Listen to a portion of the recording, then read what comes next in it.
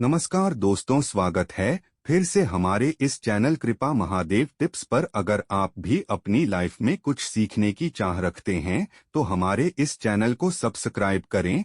दोस्तों, कल यानी शनिवार के दिन से शुरू हो रही है गुप्त नवरात्रि की विशेष तिथियां। माघ महीने में पड़ने वाली ये गुप्त नवरात्रि हमारे लिए बहुत ही खास होती है। अगर इन दिनों में हम लोग शिवलिंग के सामने या फिर अपने घर पर कुछ विशेष उपाय करते हैं तो गुरुजी कहते हैं कि इससे हमारे जीवन में सुख समृद्धि की प्राप्ति होती है। अगर हम अपने जीवन में धन दौलत को लेकर बहुत ज्यादा परेशान रहते हैं, रुपए पैसों के लिए बहुत समस्या चलती रहती है, व्यापार अच्छे से नहीं चलता है, नौकरी में कोई ना कोई दिक्कत बनी रहती है, घर में कोई रोग या बीमारी से परेशान रहता है, किसी भी प्रकार की जीवन में समस्याएं चल रही हैं, तो इन गुप्त नवरात्रि के विशेष दिनों में हमें माता रानी की कृपा प्राप्त करने के लिए तथा महादेव की कृपा प्राप्त करने के लिए ये विशेष उपाय जरूर करने चाहिए।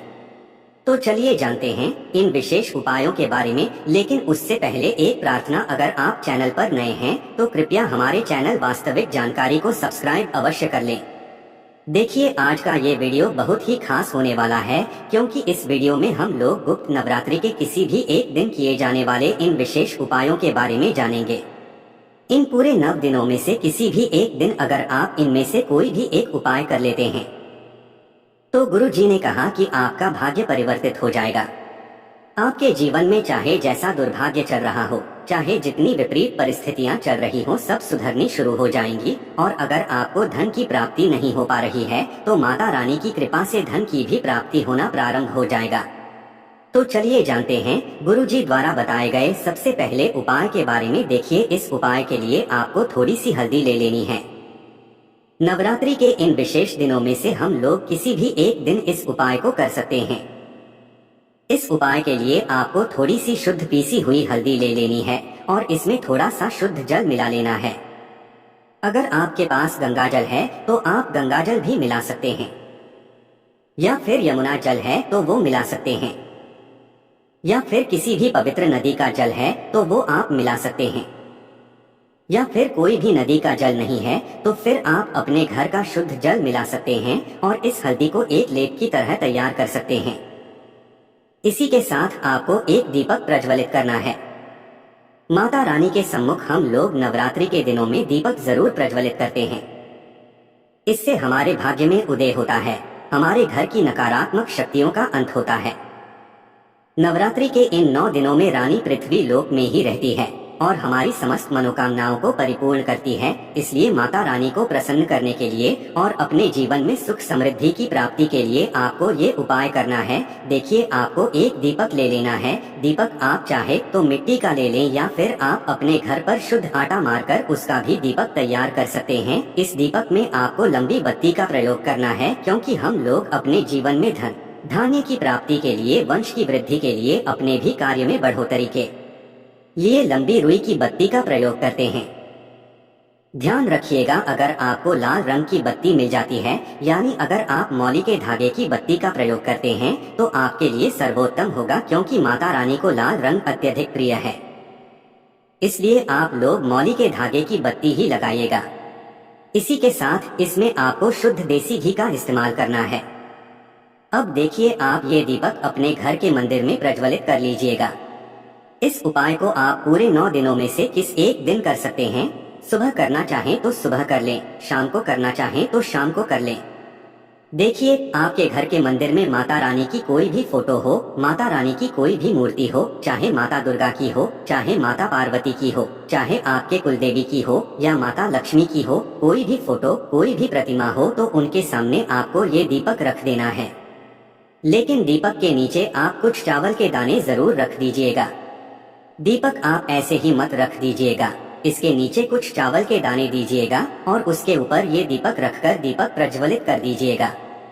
अब इसके बाद आपने जो हल्दी का लेप तैयार किया है, देखिए, ये हल्दी का लेप ही आपके घर की सारी नकारात्मक शक्ति को समाप्त करेगा, आपके जीवन के बड़े से बड़े दुर्भाग्य का अंत करेगा। माता लक्ष्मी की कृपा से आपके जीवन में धन धान्य की बढ़ोतरी होगी और आपकी सारी समस्याओं का अंत होगा। इसलिए बहुत ध्यान से आप समझिएगा। देखिए, अब आपने ये जो हल्दी का लेप तैयार किया है, इस आप सबसे पहले अपने घर का जो मेन गेट होता है, आपका जो मुख्य द्वार होता है, उस दरवाजे के अगल बगल 2 स्वास्तिक बना देंगे। एक दाहिनी साइड में, एक बाईं साइड में 2 स्वास्तिक आपको बना देना है। सामने आपको जैसे दिखाया जा रहा है, ठीक ऐसे ही आपको 2 स्वास्तिक बना देना है। 2 स्वास्तिक बनाते हुए आपको अपने मन में ऐसे सुंदर भाव रखने हैं कि माता रानी की कृपा आपको प्राप्त हो रही है, आपके घर में माता रानी का आगमन हो रहा है। आपको ऐसे शुभ भाव रखते हुए ये स्वास्तिक बना देने हैं और फिर इन दोनों स्वास्तिक के ऊपर चावल के 2-2 या 4-4 दाने आपको ऐसे छिड़क देने हैं।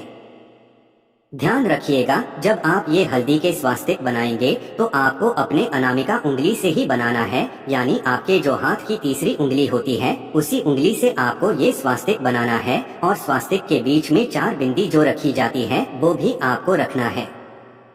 सामने आपको वीडियो में सभी स्पष्ट तरीके से समझाने का प्रयास किया जा रहा है, ठीक है।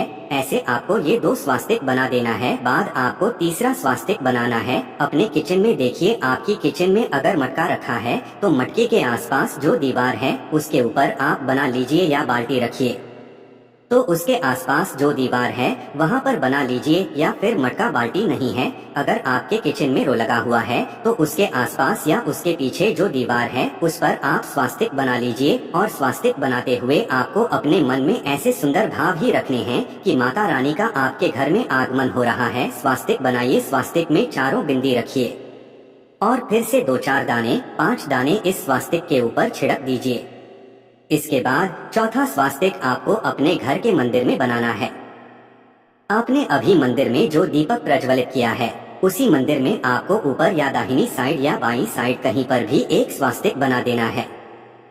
ये स्वास्तिक बनाने के बाद भी आपको 2-4 चावल के दाने इसके ऊपर छिड़क देने हैं। और सबसे आखिरी स्वास्तिक आपको बनाना है अपनी अलमारी में। अलमारी यानी जहाँ पर आप अपना धन रखते, जिस अलमारी में आप अपना धन रखते हैं, उसी अलमारी के अंदर साइड में या बाहर साइड में कहीं पर भी आप ये 5वां स्वास्तिक बना दीजिए और इन्हीं 4 या 5 चावल के दानों को इसके ऊपर छिड़क दीजिए। ध्यान रखिएगा कि अगर आपके घर पर पहले से ही ये स्वास्तिक बने हुए हैं तो फिर आपको इनके ऊपर ही स्वास्तिक बना देना है, लेकिन स्वास्तिक को आप बनाइएगा जरूर। फिर इसके बाद सबसे आखिर में आपको एक काम करना है। आपने जो दीपक प्रज्वलित किया था, सबसे पहले उसी दीपक को आप उठाकर 5 स्वास्तिक की आरती कर लेंगे, यानी इन स्वास्तिक के ऊपर से ही दीपक घुमा देंगे। जैसे आरती की जाती है वैसे ही आपको दीपक इन 5 स्वास्तिक के सामने से घुमा देना है और माता रानी से प्रार्थना कर लेनी है कि हे माता रानी, मेरे घर में प्रवेश करिए, मेरे घर की दरिद्रता को समाप्त करिए, दुर्भाग्य को समाप्त करिए और मेरे जीवन में जो भी विपरीत परिस्थितियां चल रही हैं, जो भी समस्याएं चल रही हैं, उनको समाप्त करके सुख, समृद्धि तथा वैभव की प्राप्ति करवाइए। ऐसी प्रार्थना आपको कर गुरुजी ने कहा कि नवरात्रि के 9 दिनों में से किसी भी एक दिन अगर आप इस उपाय को कर लेते हैं तो आपके जीवन में कभी भी सुख, समृद्धि, मान सम्मान, धन, वैभव, ऐश्वर्य की कमी नहीं होती है। अगर आपके शरीर में या फिर किसी भी घर के सदस्य के शरीर में कोई रोग हो गया है तो माता रानी की कृपा से उसमें भी धीरे धीरे आराम मिलना शुरू हो जाएगा। तो दोस्तों, इस विशेष उपाय को आप नवरात्रि के किसी भी दिन जरूर करिएगा। अब जानते हैं गुरुजी द्वारा बताए गए दूसरे खास के बारे में। इस उपाय के लिए आपको 1 लोटा जल ले लेना है। तांबे के पात्र में जल ले लीजिए। ध्यान रखिएगा, इस जल को आप अपने किचन से ही लीजिएगा, यानी आपके किचन में जो मटका, आरो या बाल्टी रखी हुई है वहीं से आपको ये 1 लोटा जल भर लेना है पूरा। फिर इसी के साथ आपको ले लेने हैं 11 काले तिल के दाने।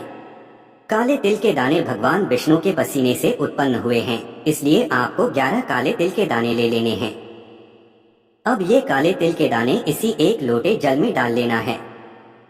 ये आप अपने घर के मंदिर में भी कर सकते हैं या फिर शिवालय में शिवलिंग के सामने कर सकते हैं। ये जितने भी काले तिल के दाने आप लेकर आए हैं, इनको एक एक करके इस 1 लोटे जल में डालते जाइए और श्री मंत्र का स्मरण करते जाइए। फिर इसके बाद आपका ये जो 1 लोटे जल का मिश्रण तैयार हुआ है, इसको लेकर आप शिवालय पहुँच जाइएगा। अगर आप घर पर ये काले तिल के दाने डाल रहे हैं इसमें, तो फिर आप ये लोटा लेकर शिवालय पहुँच जाइएगा। इस उपाय को आप पूरे दिन में किसी भी समय कर सकते हैं। सुबह करना चाहें तो सुबह कर लें, हमको करना चाहें तो शाम को कर लें।